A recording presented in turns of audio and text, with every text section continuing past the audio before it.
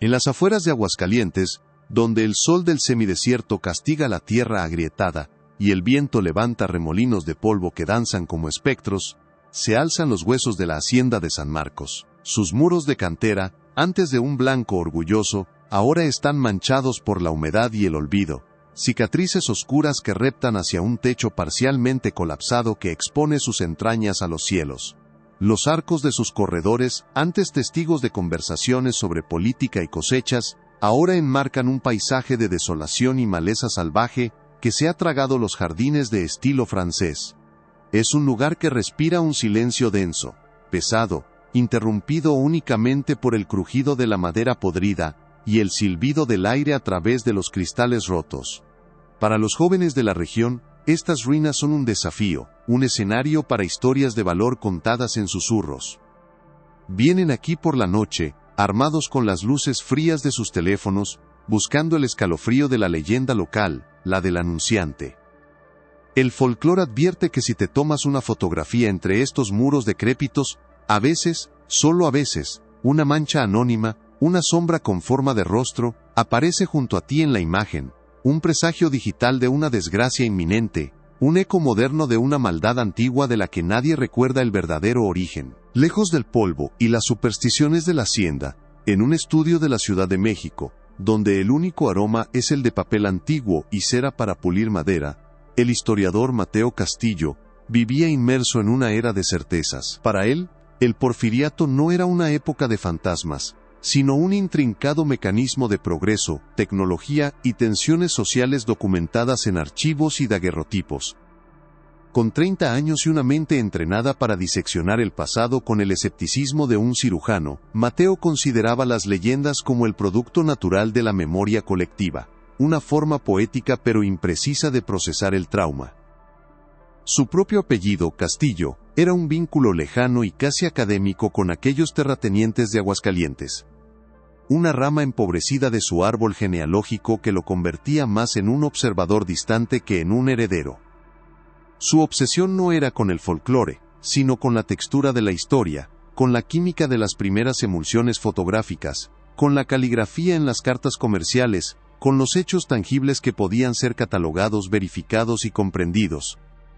Los fantasmas para él no habitaban en las ruinas, sino en los vacíos de los registros históricos, y su trabajo consistía en exorcizarlos, no con rituales, sino con evidencia.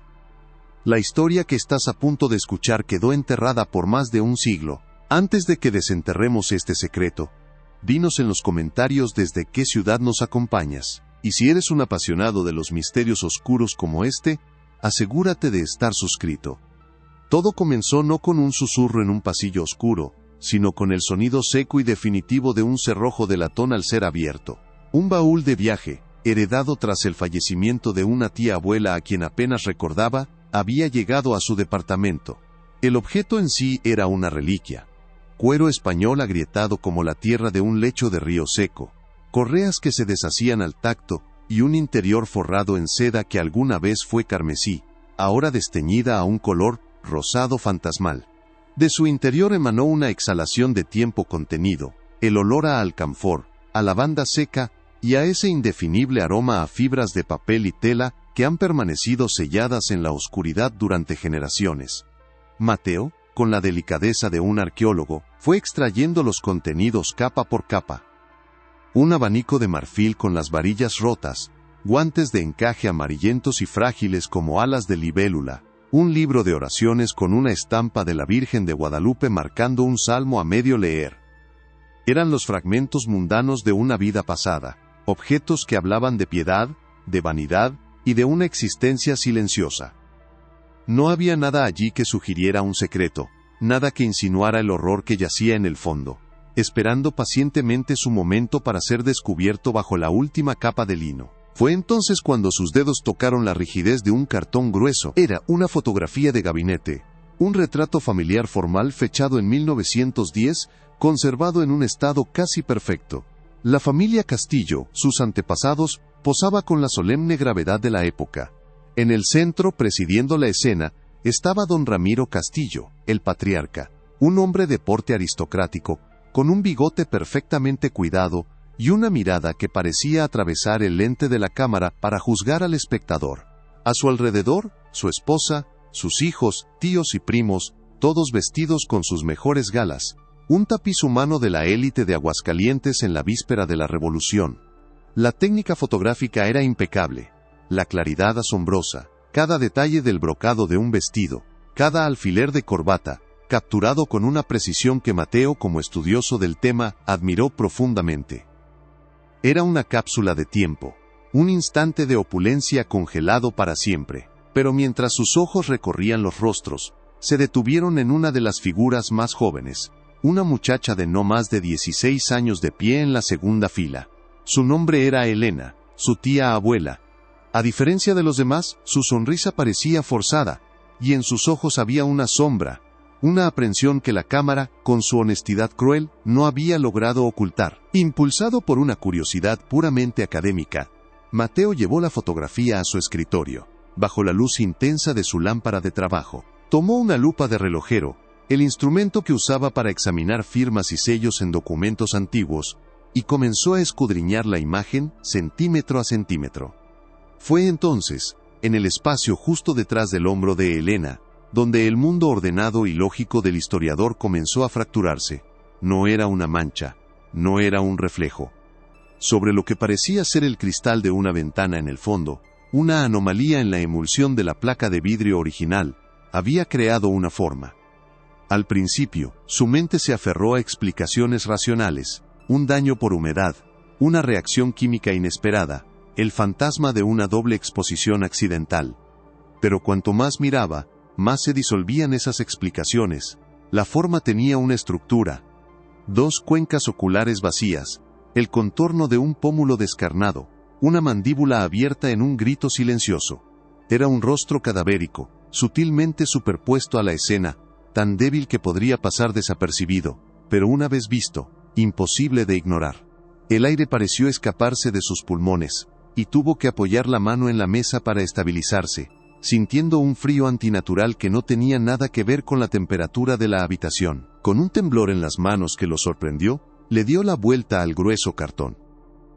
El reverso no estaba en blanco. Una caligrafía elegante, trazada con tinta sepia que el tiempo había vuelto casi anaranjada, adornaba la esquina inferior. Eran solo 6 palabras, pero resonaron en el silencio de su estudio con el peso de una sentencia.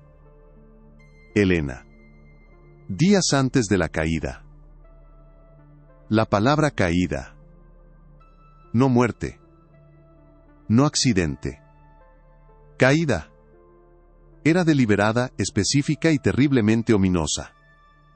En la mente de Mateo, 2 realidades chocaron violentamente. La imagen imposible de un rostro esquelético impreso en una fotografía de un siglo de antigüedad, y una nota críptica que vinculaba esa imagen con el destino de la joven que aparecía en ella. El artefacto histórico se había transformado ante sus ojos en un presagio. La leyenda del anunciante, esa historia de fantasmas que siempre había descartado como simple folclore, de repente adquirió una nueva y monstruosa dimensión. El baúl de su bisabuela no le había entregado un simple recuerdo familiar, le había legado la primera pieza de un rompecabezas macabro, una invitación a desenterrar una verdad que alguien, hace mucho tiempo, había intentado ocultar bajo capas de tierra, tiempo y silencio. La noche se apoderó del estudio de Mateo, pero él no la notó. El único universo que existía era el que se contenía en el rectángulo de cartón bajo la luz de su lámpara. El rostro esquelético, una vez descubierto, parecía ahora gritar desde el pasado, un prisionero atrapado en la emulsión de plata. La mente del historiador, usualmente un mecanismo de lógica y orden, se convirtió en un torbellino de hipótesis caóticas. La leyenda del anunciante, esa superstición rural que había catalogado como un simple producto del miedo colectivo, ahora tenía un ancla, un origen tangible y aterrador. La fotografía no era solo un artefacto, era una prueba. ¿Pero prueba de qué? Su escepticismo luchaba una batalla perdida contra la evidencia que sostenían sus propias manos. La caligrafía en el reverso, tan precisa y ominosa, no era la de una persona sugestionada, era la de un testigo, alguien que sabía que la caída de Elena no fue un simple infortunio, sino el final de un acto premeditado, un evento anunciado por la aparición de aquella macabra figura en su retrato.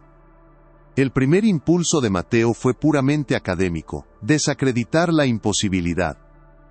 Pasó horas investigando las técnicas fotográficas del Porfiriato, buscando explicaciones racionales. ¿Podría una doble exposición accidental crear una imagen tan específica y detallada? Era improbable pero no imposible. Quizás una reacción química en la placa de vidrio, un defecto en el revelado que, por una coincidencia cósmica, adoptó la forma de una calavera.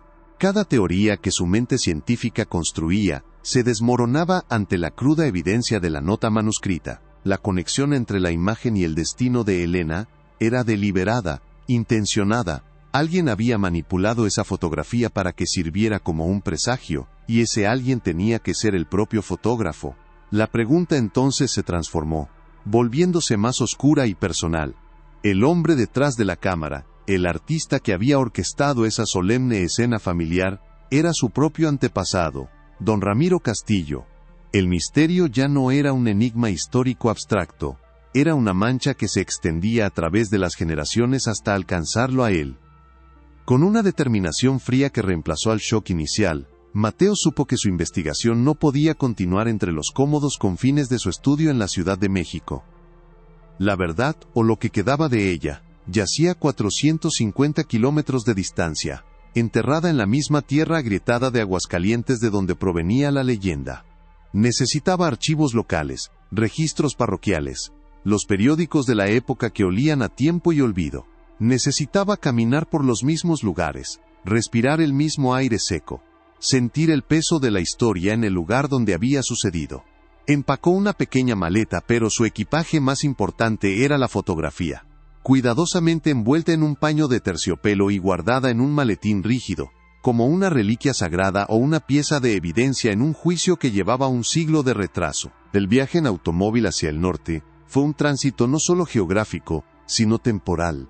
Cada kilómetro lo alejaba más del presente ordenado y lo sumergía más profundamente en el opresivo silencio del pasado de su familia. El Archivo Histórico del Estado de Aguascalientes lo recibió con su característica quietud sepulcral. El aire en su interior era denso, impregnado del aroma único de la lignina en descomposición, un perfume dulce y polvoriento que para Mateo siempre había sido sinónimo de descubrimiento. Pero esta vez, el silencio no era pacífico, se sentía expectante, como si las miles de historias contenidas en aquellos anaqueles de metal estuvieran conteniendo la respiración, esperando a que la suya fuera exhumada. Se instaló en una mesa de lectura de madera oscura, bajo el zumbido apenas audible de una lámpara fluorescente que proyectaba una luz pálida y clínica sobre los documentos. Su primer objetivo era encontrar un registro oficial de la muerte de Elena Castillo. Necesitaba un hecho, una fecha, una causa de muerte que pudiera anclar su investigación en la realidad y sacarla del terreno de lo fantástico y lo macabro. La búsqueda sería metódica, un rastreo paciente a través de los anales de 1910. Pasó el primer día sumergido en los grandes diarios de la época, El Clarín, El Heraldo de Aguascalientes. Sus dedos, protegidos por guantes de algodón, pasaban con delicadeza por las páginas quebradizas, escaneando columnas de noticias sobre los albores de la Revolución, los bailes de la alta sociedad y los anuncios de elixires milagrosos. No encontró nada. La muerte de la hija de un hacendado tan prominente como don Ramiro Castillo debería haber sido noticia, aunque fuera una breve nota social de condolencia. Pero no había ni una sola mención. El silencio en los registros era más elocuente que cualquier titular. Era un silencio deliberado, un vacío que sugería que la historia había sido suprimida, controlada por una mano poderosa que no deseaba que la caída de Elena fuera objeto de escrutinio público. La frustración comenzó a roer la confianza de Mateo. ¿Y si estaba persiguiendo una fantasía, una tragedia familiar magnificada por el tiempo y la imaginación de una tía abuela? La duda lo asaltó, fría y paralizante. Se recostó en su silla, mirando el techo alto y desconchado del archivo. El monólogo interno de un historiador es un diálogo constante entre la evidencia y la interpretación. ¿Estaba forzando una conexión que no existía? ¿Era la cara en la foto solo una mancha, y la nota una simple expresión de dolor poético? La imagen de los ojos de Elena en el retrato volvió a su mente, esa aprensión palpable, esa sonrisa que no llegaba a sus ojos. No, había algo más. La intuición, esa herramienta tan poco científica pero a veces tan certera, le decía que el silencio de los periódicos era en sí mismo una pista. Una familia como los Castillo no pasaba desapercibida. Si la muerte de su hija no fue reportada, fue porque ellos no quisieron que se reportara. Y eso solo podía significar una cosa: había algo que ocultar, una versión de los hechos que no podía resistir la luz del día. Al día siguiente, cambió de estrategia. Abandonó los grandes periódicos y se sumergió en los registros más burocráticos y menos susceptibles a la influencia social. Los libros de defunciones del registro civil y los archivos parroquiales de la Catedral de Aguascalientes. Aquí, entre listas interminables de nombres, fechas y causas de muerte escritas con una caligrafía funcional, la verdad no podía esconderse tan fácilmente. Le tomó horas de búsqueda, comparando fechas y apellidos, hasta que finalmente, en un libro encuadernado en cuero raído de la parroquia de la Asunción, su dedo se detuvo.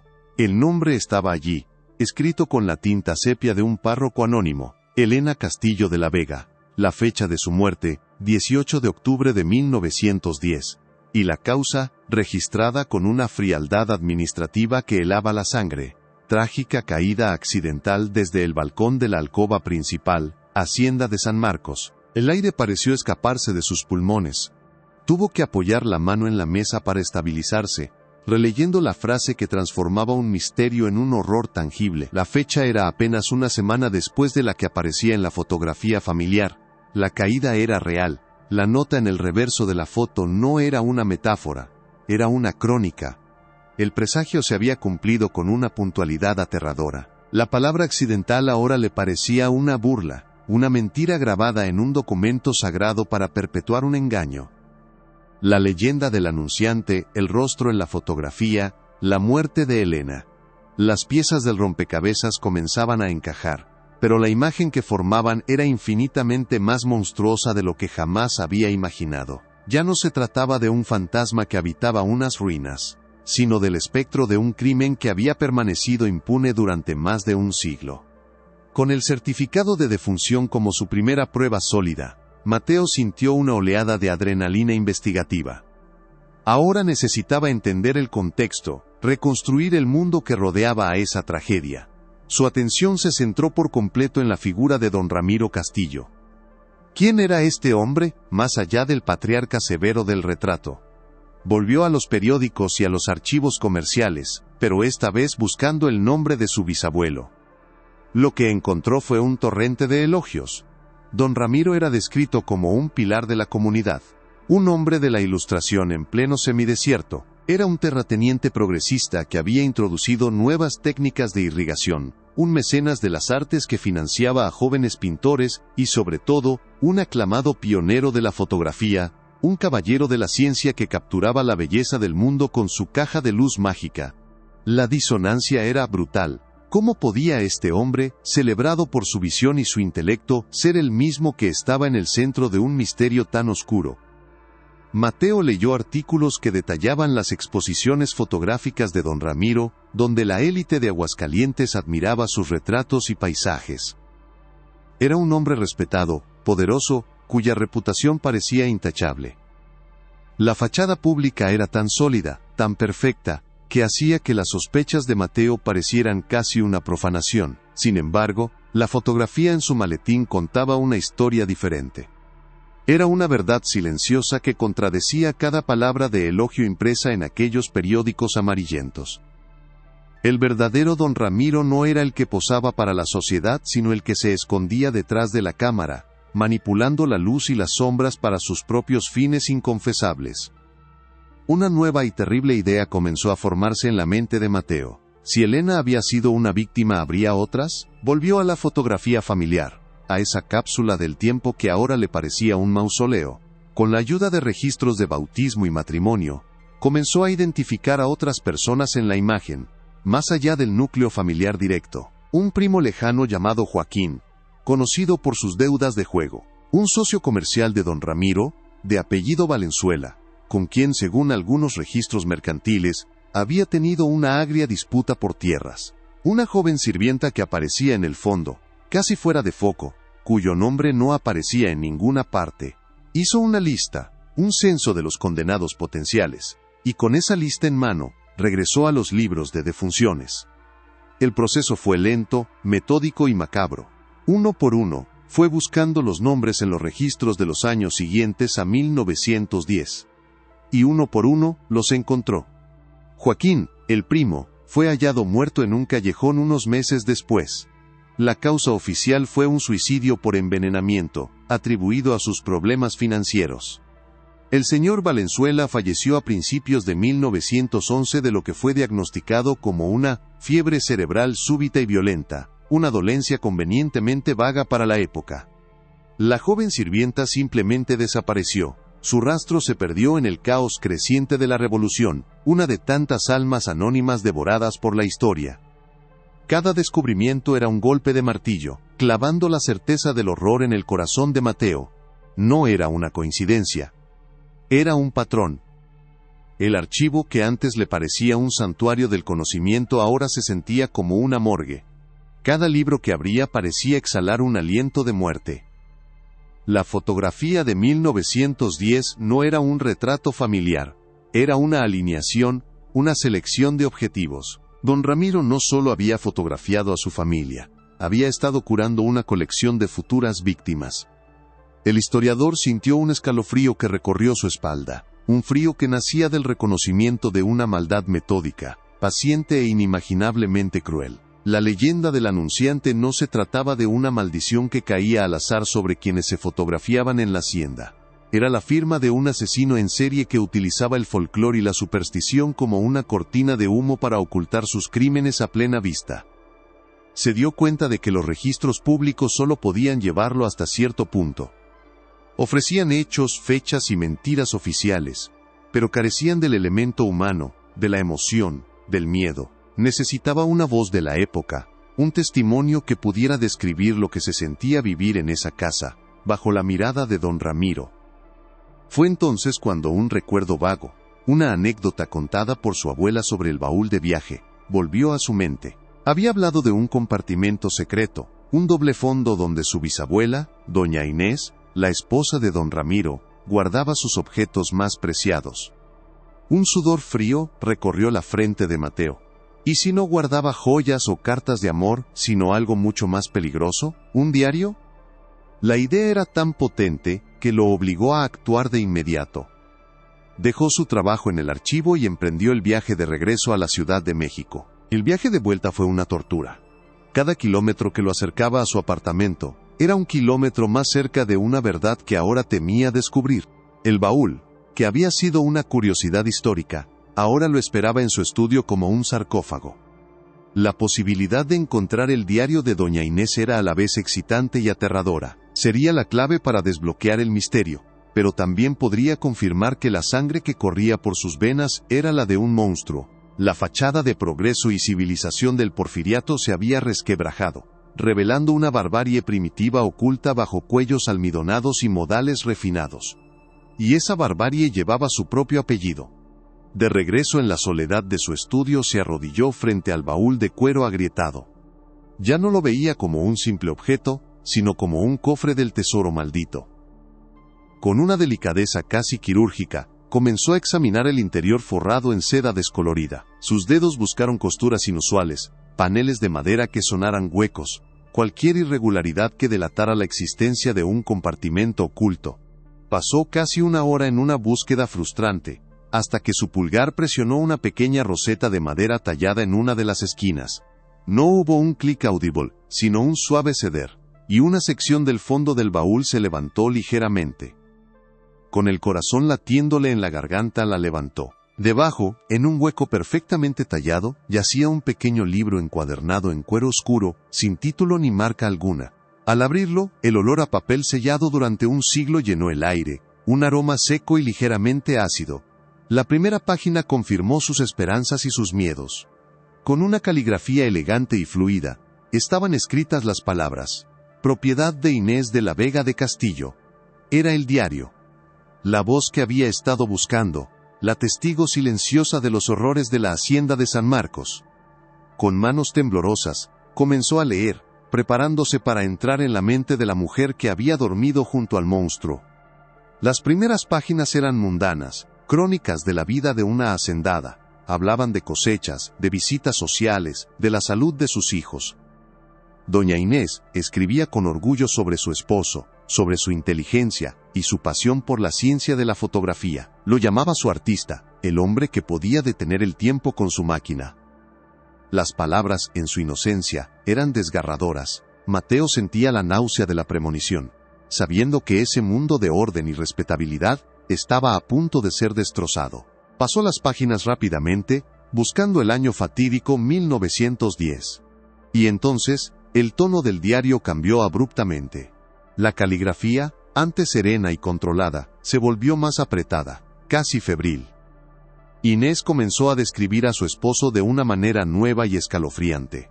Ya no era el artista sino un observador frío. Escribió sobre sus ojos, a los que llamó ojos de vidrio.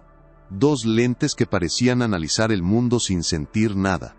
Describió un placer sutil que él encontraba en la incomodidad de los demás, una fascinación por el miedo que veía reflejado en los rostros de quienes posaban para su cámara. La admiración se había convertido en un temor latente, una inquietud que se filtraba entre las líneas de su elegante prosa. Mateo encontró la entrada que buscaba, fechada en octubre de 1910. Con una sensación de pavor, leyó la descripción detallada del día en que don Ramiro le mostró a la joven Elena su retrato recién revelado. Inés describió la alegría inicial de la muchacha, que rápidamente se transformó en confusión y luego en puro terror. Vio, escribió Inés, cómo el rostro de Elena se contraía al descubrir la figura esquelética junto a su hombro, una cara en la ventana que no había estado allí. Describió los gritos de Elena, su histeria, y cómo don Ramiro y los demás miembros de la familia la desestimaron, atribuyendo su pánico a los nervios de una señorita, a la imaginación femenina. Los días siguientes, según el diario, fueron un infierno para Elena. La muchacha se negaba a dormir sola, saltaba ante cualquier sombra, y hablaba constantemente de que la muerte la estaba observando desde su propio retrato. Inés escribió sobre su propia impotencia y su creciente terror, no hacia el supuesto fantasma sino hacia la reacción de su marido. Don Ramiro, relató, observaba el deterioro mental de Elena no con preocupación, sino con una curiosidad clínica, casi científica, como si estuviera presenciando un experimento fascinante. Anotaba sus reacciones en un pequeño cuaderno, un detalle que heló la sangre de Mateo. El patriarca no estaba consolando a su sobrina, la estaba estudiando. Finalmente Mateo llegó a la última entrada sobre el tema, escrita la noche después de la muerte de Elena. Las palabras estaban manchadas, como si las lágrimas de Inés hubieran caído sobre la tinta fresca. La caligrafía era casi ilegible, un testimonio del temblor de su mano. Lo que leyó destrozó cualquier esperanza de ambigüedad, cualquier posibilidad de accidente. Inés no escribió sobre una caída. Escribió sobre una ejecución psicológica. Describió cómo había visto desde su ventana a Ramiro acorralar a Elena en el balcón. No con violencia física, sino con palabras, con susurros crueles, mostrándole la fotografía una y otra vez bajo la luz de la luna.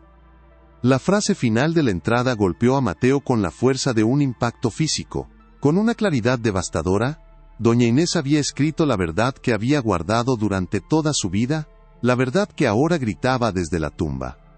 Él la observó caer, decía la línea. No se movió. No gritó. Tenía la mirada de un artista que admira su obra terminada. La expresión de una satisfacción profunda y terrible. Dios nos perdone a todos, no hay fantasmas en esta casa. El monstruo duerme a mi lado cada noche. El diario se cerró de golpe en las manos de Mateo.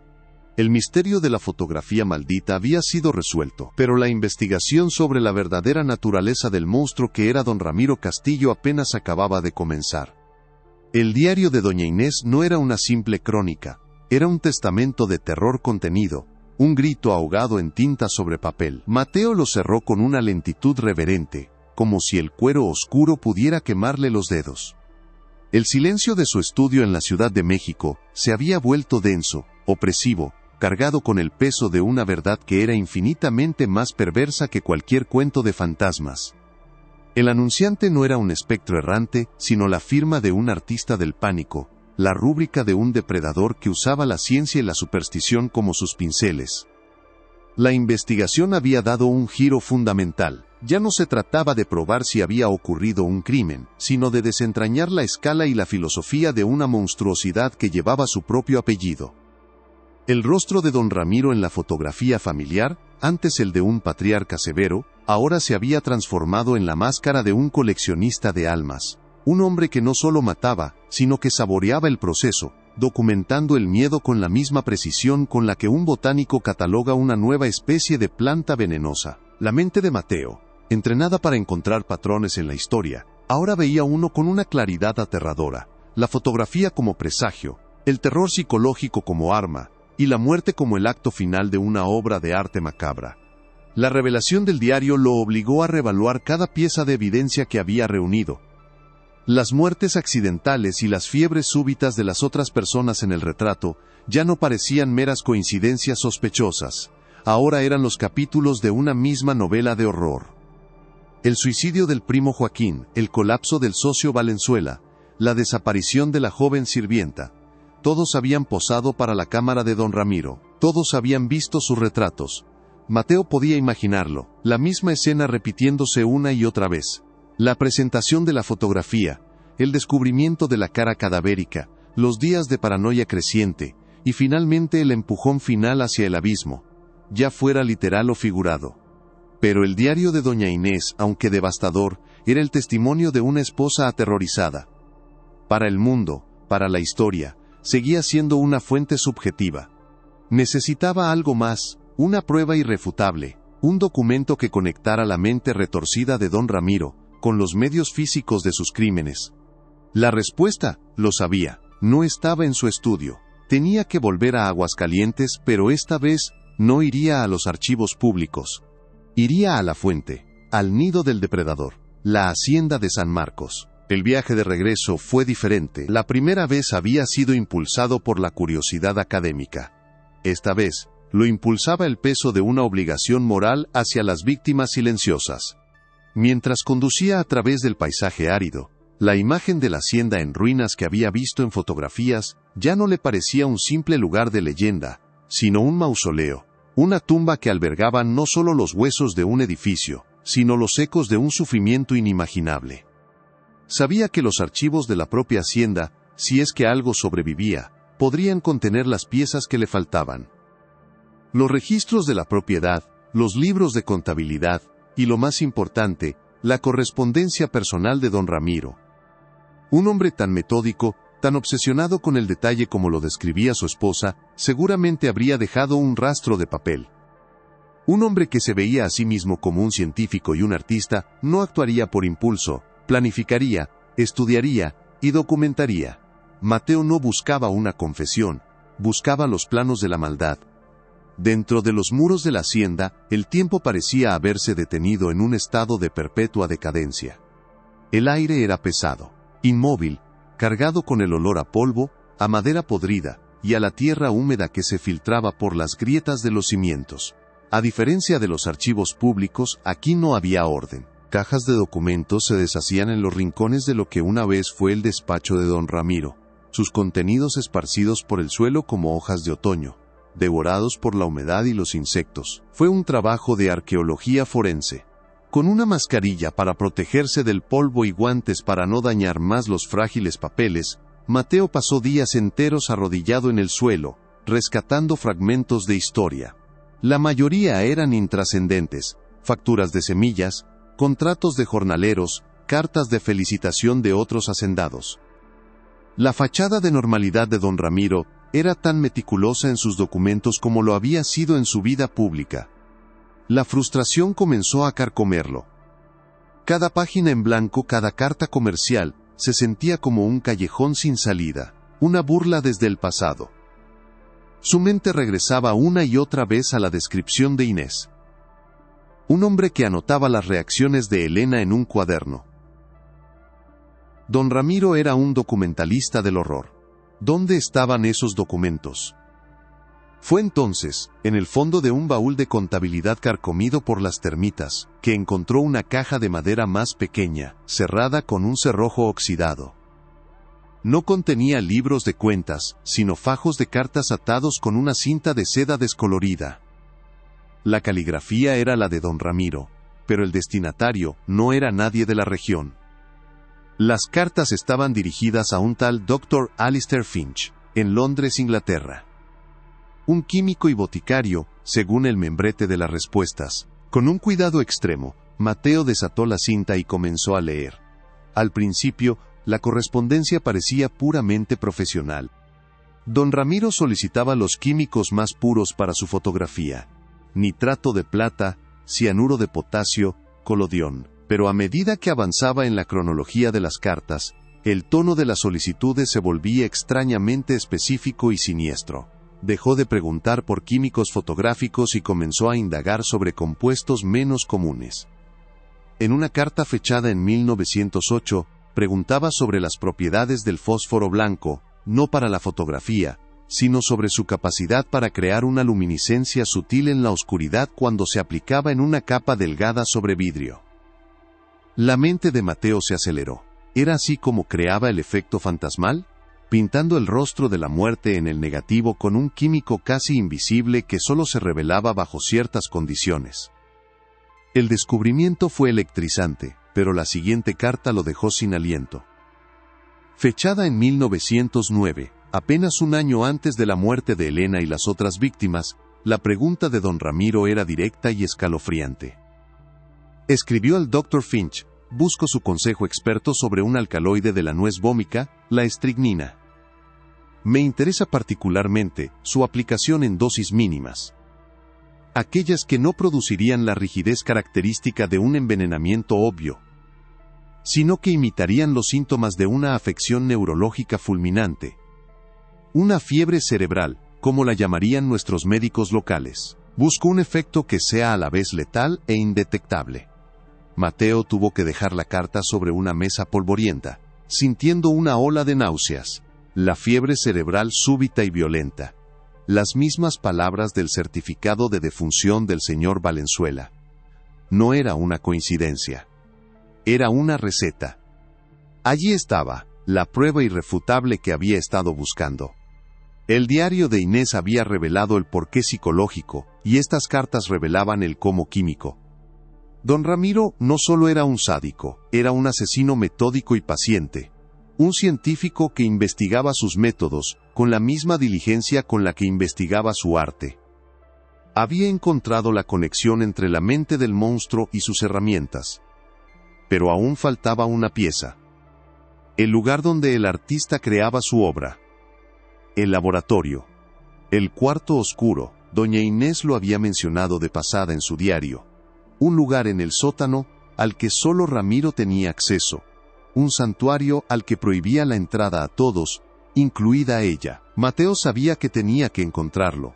Era el corazón de la oscuridad, el epicentro de toda la maldad que había impregnado esa casa. El sótano de la hacienda era un laberinto de pasillos de piedra y bóvedas que olían a vino rancio y a tierra fría. La mayor parte estaba llena de escombros y barriles podridos, pero en el corredor más alejado, encontró lo que buscaba: una puerta de roble macizo, reforzada con herrajes de hierro forjado, que no coincidía con las demás. No tenía manija, solo una pesada cerradura de latón ennegrecida por el tiempo. Estaba sellada, no solo por la cerradura, sino por décadas de abandono. Con una barra de hierro que encontró entre los escombros, Mateo forzó la cerradura. El sonido del metal antiguo rindiéndose resonó en el silencio del sótano como un disparo, seguido por el chirrido agónico de las bisagras protestando después de un siglo de inactividad. La puerta se abrió, liberando una exhalación de aire viciado, un aliento químico que había estado atrapado en la oscuridad durante 100 años. El olor fue lo primero que lo golpeó, acre y penetrante. Una mezcla de ácido acético, azufre y ese olor metálico del revelador fotográfico, todo superpuesto a una base de polvo y moho. Encendió su linterna y el haz de luz cortó la oscuridad, revelando una escena congelada en el tiempo. Era el santuario de don Ramiro. Una mesa de trabajo de madera cubría una pared. llena de frascos de vidrio de color ámbar y azul cobalto, algunos todavía con etiquetas escritas a mano con nombres de productos químicos. Bandejas de revelado de porcelana yacían apiladas, manchadas con los residuos oscuros de miles de imágenes. Y en el centro de la habitación, como un ídolo en un altar, una gran cámara de placas de madera sobre un trípode, su lente de latón, apuntando hacia la oscuridad, como un ojo ciego y vigilante. La primera revelación estaba en una caja de cedro sobre la mesa de trabajo. Al abrirla, encontró una colección de placas de vidrio, los negativos de los retratos de don Ramiro. Con manos temblorosas, levantó la primera. Era el negativo del retrato de Elena. Sosteniéndolo a la luz de su linterna, vio lo que su lupa apenas había insinuado. La cara esquelética no era una mancha o una anomalía. Era una imagen deliberada, pintada con una precisión de pesadilla sobre la emulsión del negativo, usando una sustancia que brillaba débilmente bajo la luz directa. Pasó a la siguiente placa, el primo Joaquín. Y allí estaba de nuevo, el mismo rostro cadavérico, esta vez superpuesto sobre su hombro, placa tras placa, víctima tras víctima, cada una marcada con la misma firma espectral. Era una galería de los condenados, preparada de antemano. Don Ramiro no esperaba a que aparecieran los fantasmas, él los creaba. Pero la revelación de doble fondo, el verdadero corazón de la oscuridad, no estaba en las placas de vidrio, estaba en un rincón, sobre un pequeño escritorio de lectura. Era un libro de notas encuadernado en cuero negro, mucho más grueso y personal que el diario de Inés. No era un libro de contabilidad ni un registro de experimentos químicos. Era el manifiesto filosófico de un monstruo. Al abrirlo, Mateo vio la misma caligrafía elegante de las cartas, pero las palabras que formaba eran las de una mente completamente desprovista de empatía humana. Don Ramiro no escribía sobre sus crímenes como actos de poder o venganza, los describía como una búsqueda estética, un experimento para capturar la emoción humana más pura y primordial. En sus páginas, don Ramiro teorizaba que la alegría, la tristeza y el amor eran emociones corruptas por la convención social, pero el terror, el miedo absoluto a la aniquilación inminente, era puro. Era la verdad del alma humana despojada de toda pretensión. Su obra, como él la llamaba, no era el asesinato. Era el proceso de sembrar la semilla del terror a través de la fotografía anunciadora y observar cómo florecía en la mente de su sujeto. Escribió: mi objetivo no es quitar la vida, ese es un acto burdo y biológico. Mi objetivo es capturar en una placa de plata el momento exacto en que un alma se da cuenta de que ha sido abandonada por Dios. Esa expresión, ese instante de sublime horror, es la única forma de arte verdadero. El aire pareció escaparse de los pulmones de Mateo. Tuvo que apoyarse en el escritorio para no caer. El horror de la revelación era casi físico. Don Ramiro no era un simple asesino en serie. Se veía a sí mismo como un artista, un filósofo de la muerte, y sus víctimas no eran personas, eran lienzos.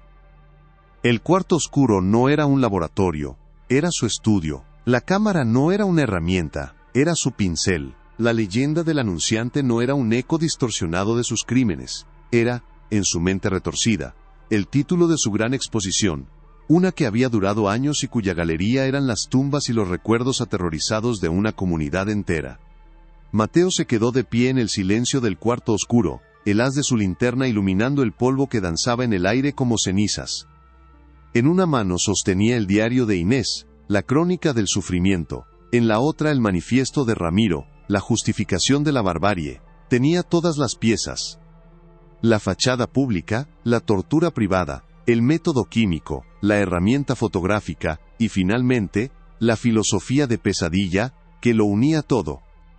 El rompecabezas estaba completo, y la imagen que formaba era la de un mal absoluto, un mal que se había disfrazado de progreso, de ciencia y de arte.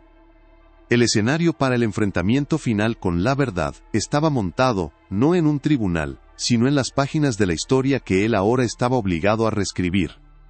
La sensación de triunfo por haber resuelto el enigma fue completamente eclipsada por el peso abrumador de lo que había descubierto. Cada objeto en esa habitación parecía susurrar una historia de pánico y desesperación. Podía casi oír el clic del obturador de la cámara, un sonido que para las víctimas de don Ramiro no significaba la captura de un momento, sino el inicio de una cuenta regresiva hacia la tumba. La atmósfera del lugar era sofocante, no solo por el aire viciado, sino por la densidad de la maldad que se había concentrado entre esas 4 paredes de piedra.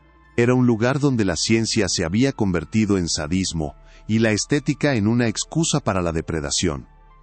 Mateo sintió un frío que no tenía nada que ver con la temperatura del sótano, un frío que se originaba en el reconocimiento de la capacidad del ser humano para la crueldad calculada.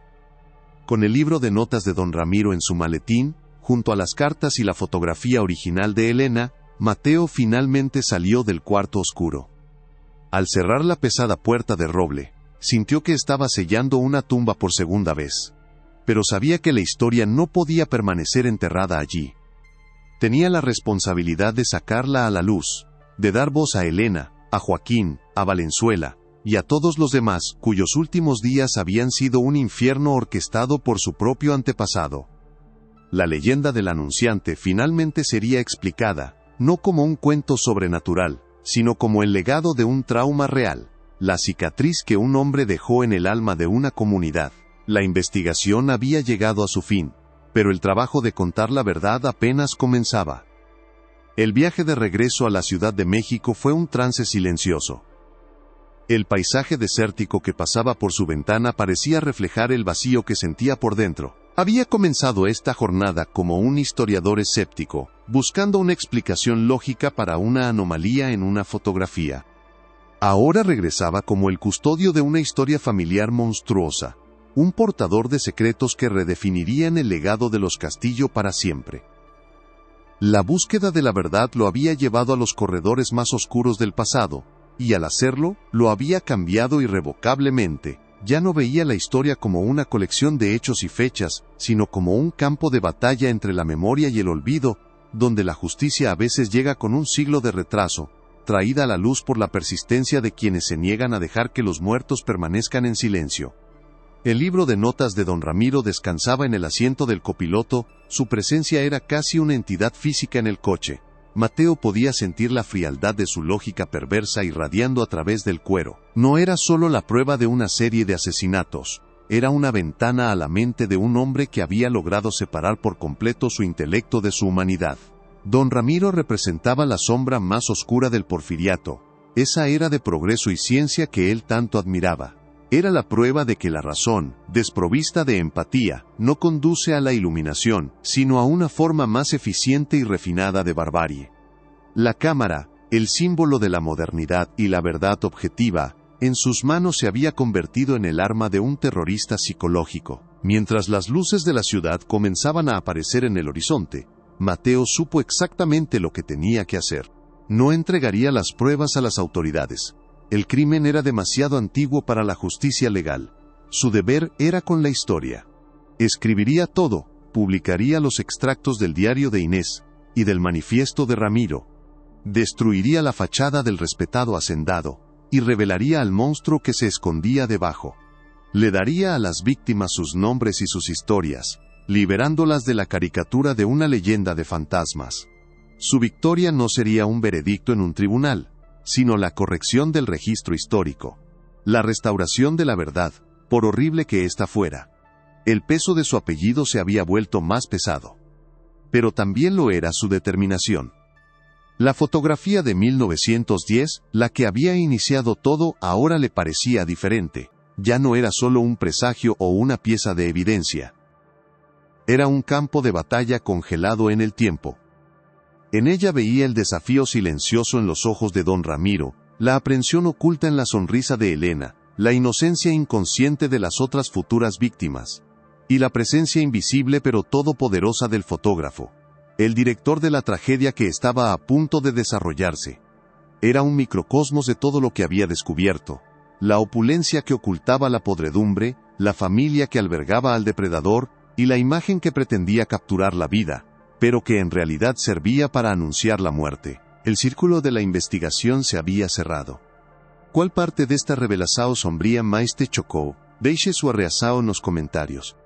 Al llegar a su estudio, la luz de la mañana se filtraba por la ventana, iluminando las motas de polvo en el aire. El lugar que antes había sido su refugio de lógica y orden, ahora se sentía como el único espacio donde podía comenzar a procesar el caos que había desenterrado. Colocó la fotografía, las cartas y los diarios sobre su escritorio, no como un académico, sino como un fiscal que prepara su caso final. Cada objeto era un testigo, cada palabra una declaración. La historia de la hacienda de San Marcos ya no pertenecía al folclore ni a los susurros en la oscuridad. Pertenecía a la luz, a la verdad documentada, y él sería el encargado de asegurarse de que nunca más volviera a ser olvidada. El enfrentamiento final no sería con un fantasma, sino con el legado de su propia sangre. El corazón de la investigación había sido alcanzado, y latía con una oscuridad que amenazaba con consumirlo todo. Mateo se sentó en su escritorio, rodeado por las voces de los muertos y los monstruos, y se preparó para contar su historia. La reconstrucción de los hechos sería el clímax de su viaje, el momento en que todas las pruebas se entrelazarían para pintar el retrato completo del horror que tuvo lugar en Aguascalientes en 1910. Había descendido al sótano de la historia, y había encontrado no solo los crímenes sino la filosofía que los había engendrado. Ahora, armado con la verdad, estaba listo para ascender y exponerlo todo, sin importar el costo personal. El juicio de don Ramiro Castillo estaba a punto de comenzar, con un siglo de retraso.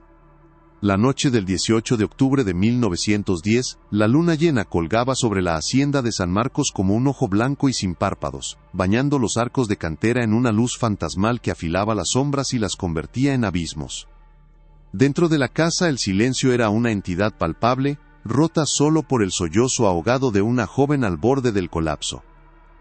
En el balcón de la alcoba principal, con vistas a los jardines ahora plateados por el resplandor lunar, don Ramiro Castillo no levantó la voz, no usó la fuerza. Su arma era un rectángulo de cartón, y una voz tan calmada como la de un médico explicando un diagnóstico terminal. Le mostró a Elena la fotografía una y otra vez, su dedo índice trazando el contorno del rostro esquelético que se asomaba por encima de su hombro. «No es un fantasma, sobrina», le susurraba, su aliento era una nube fría en el aire nocturno.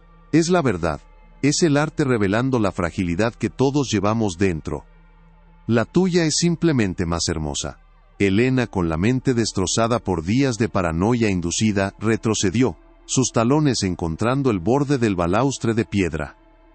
El mundo a su alrededor se había disuelto en una pesadilla de emulsiones de plata y susurros crueles. El hombre que la acorralaba no era su tío. Era el heraldo de la cara en la ventana, el director de su propia disolución. Él no la empujó. No necesitó hacerlo.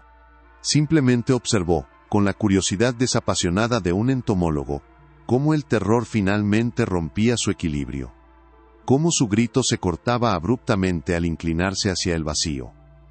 Y mientras su cuerpo caía, la mirada de don Ramiro no era de horror ni de piedad, sino de profunda satisfacción. Era la mirada de un artista que acaba de aplicar la última pincelada a su obra maestra, la culminación de un performance macabro.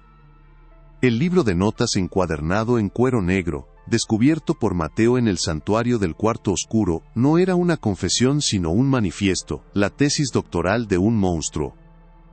En sus páginas don Ramiro Castillo había destilado su filosofía, una que lo elevaba en su propia mente por encima de la moralidad de los hombres comunes. No era un asesino, se decía a sí mismo, era un explorador de la condición humana en su estado más puro y primordial. El amor, la alegría, la piedad, todas eran emociones contaminadas, máscaras sociales que ocultaban la verdad fundamental del alma, el miedo absoluto. Escribió con una caligrafía precisa y desprovista de emoción.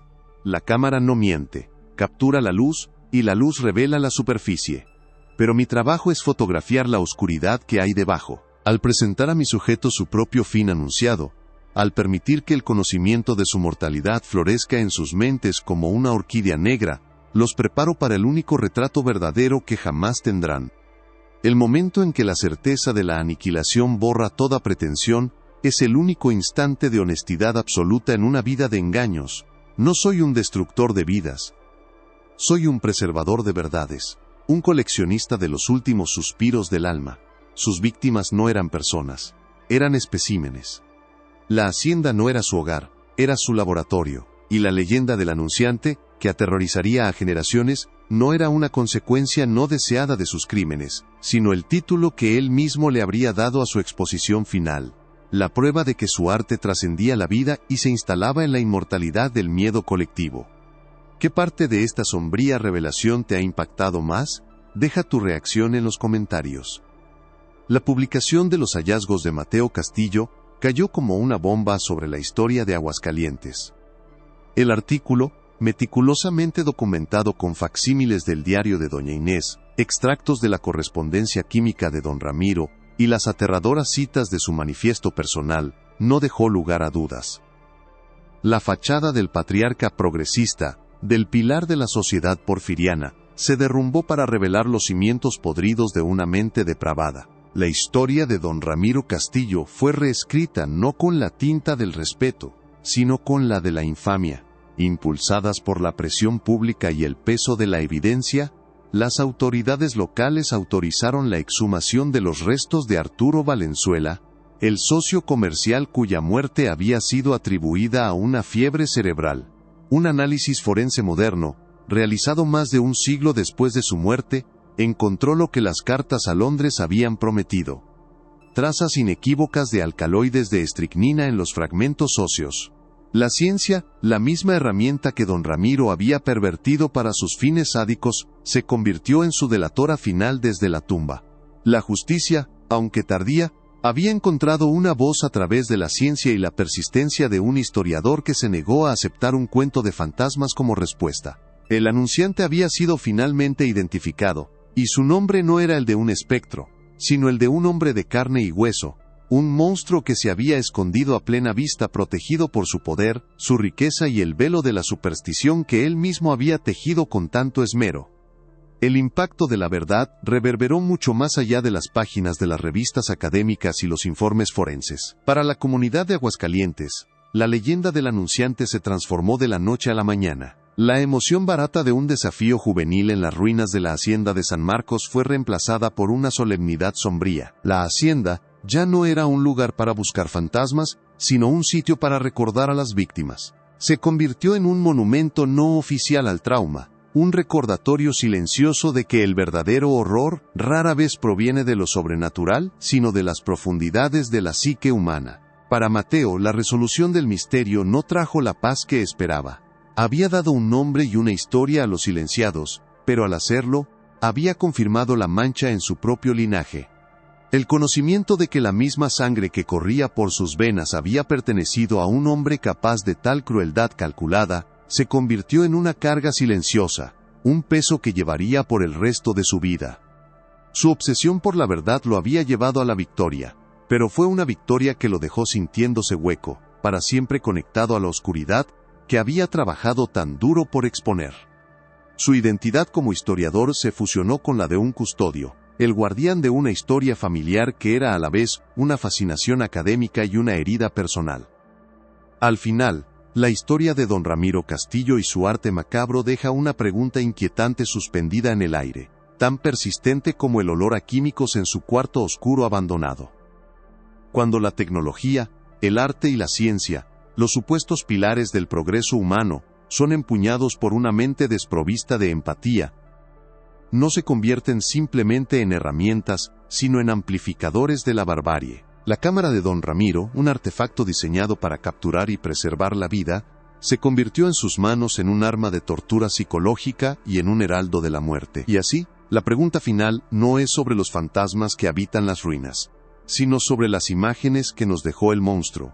Cuando un depredador usa una lente como su arma definitiva, la fotografía que captura logra preservar un último fragmento del alma aterrorizada de su víctima, o simplemente atrapa para siempre un reflejo de su propia e insondable oscuridad, creando un eco que resuena a través de las generaciones.